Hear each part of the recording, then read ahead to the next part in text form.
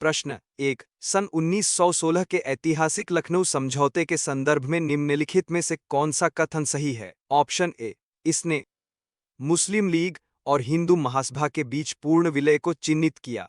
Option B, Congress ने पहली बार मुस्लिम समुदाय के लिए अलग निर्वाचक मंडल की मांग को स्वीकार किया। ऑप्शन सी, इस अधिवेशन की अध्यक्षता महात्मा गांधी ने की थी। ऑप्शन डी, उदारवादियों और उग्रवादियों के बीच मतभेद इसके बाद और अधिक गहरे हो गए।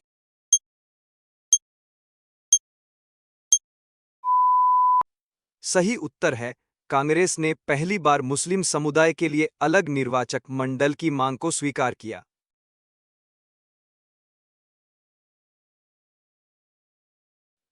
प्रश्न 2, निम्नलिखित में से किस अधिनियम के द्वारा ब्रिटिश भारत में पहली बार प्रांतीय स्वायत्तता इन प्रोविंशियल ऑटोनमी की शुरुआत की गई थी? ऑप्शन ए, भारतीय परिषद अधिनियम 1909। ऑप्शन बी, भारत सरकार अधिनियम 1919। ऑप्शन सी, भारत सरकार अधिनियम 1935। ऑप्शन डी, भारतीय स्वतंत्रता अधिनियम 1947।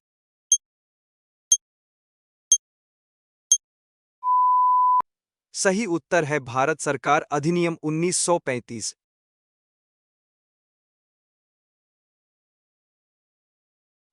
प्रश्न 3, सन 1928 के नेहरू रिपोर्ट के मुख्य प्रस्तावों में निम्नलिखित में से कौन सा शामिल नहीं था? ऑप्शन ए, भारत के लिए पूर्ण स्वतंत्रता की तत्काल मांग।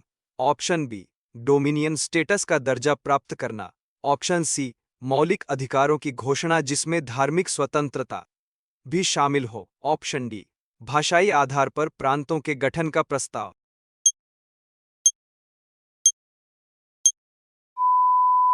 सही उत्तर है भारत के लिए पूर्ण स्वतंत्रता की तत्काल मांग।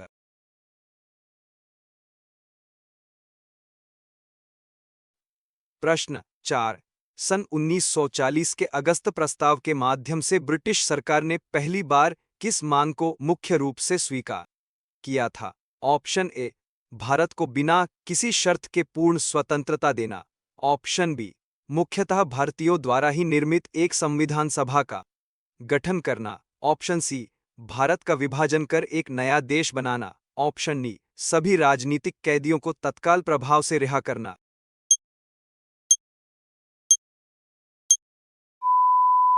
सही उत्तर है, मुख्यतः भारतीयों द्वारा ही निर्मित एक संविधान सभा का गठन करना।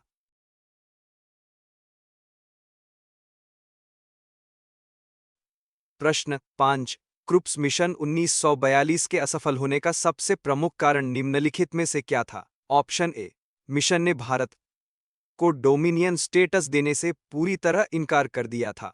ऑप्शन बी, भारतीय रियासतों को भविष्य के भारतीय संघ से अलग होने का अधिकार दिया गया था। ऑप्शन सी, महात्मा गांधी को इस मिशन की बातचीत से पूरी तरह दूर रखा गया था। ऑप्शन डी, मुस्लिम लीग ने पाकिस्तान की मांग को पूरी तरह वापस ले लिया था।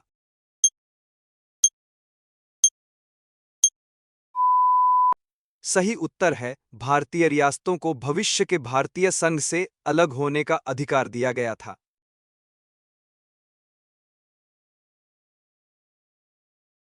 प्रश्न 6, राजा राममोहन राय द्वारा स्थापित आत्मीय सभा का मुख्य वैचारिक उद्देश्य क्या था? ऑप्शन ए, सती प्रथा के समर्थन में रूढ़िवादी हिंदुओं को एकजुट करना।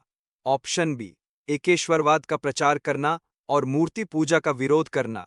ऑप्शन सी, पाश्चात्य शिक्षा पद्धतियों का पूरी तरह बहिष्कार करना। पूर्णविराम। ऑप्शन डी, बंगाल में ब्रिटिश प्रशासनिक सुधारों के खिलाफ आंदोलन शुरू करना।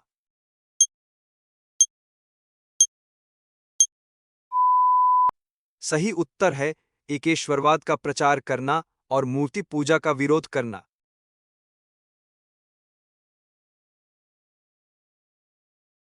प्रश्न 7, वर्ष 1932 के पुना समझौते का सीधा परिणाम निम्नलिखित में से क्या हुआ?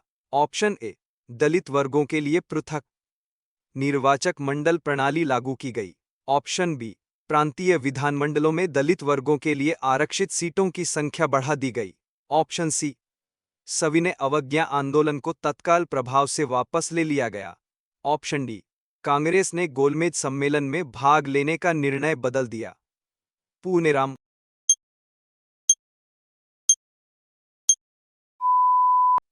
सही उत्तर है प्रांतीय विधानमंडलों में दलित वर्गों के लिए आरक्षित सीटों की संख्या बढ़ा दी गई।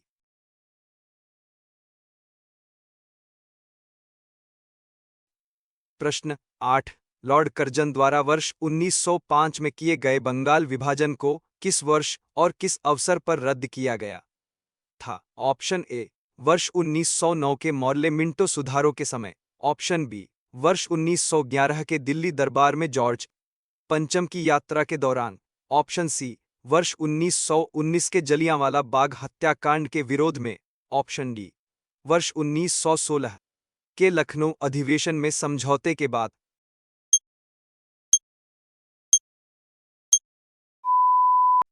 सही उत्तर है वर्ष 1911 के दिल्ली दरबार में जॉर्ज पंचम की यात्रा के दौरान।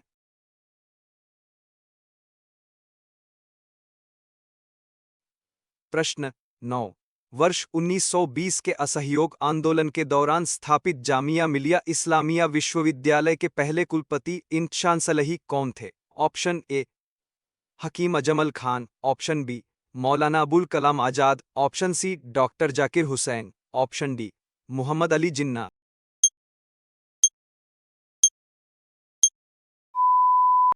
सही उत्तर है हकीम अजमल खान।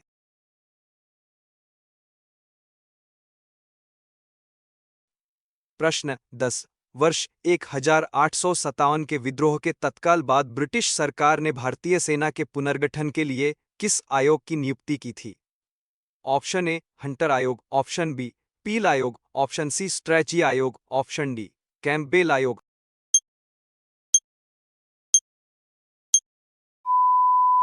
सही उत्तर है पील आयोग।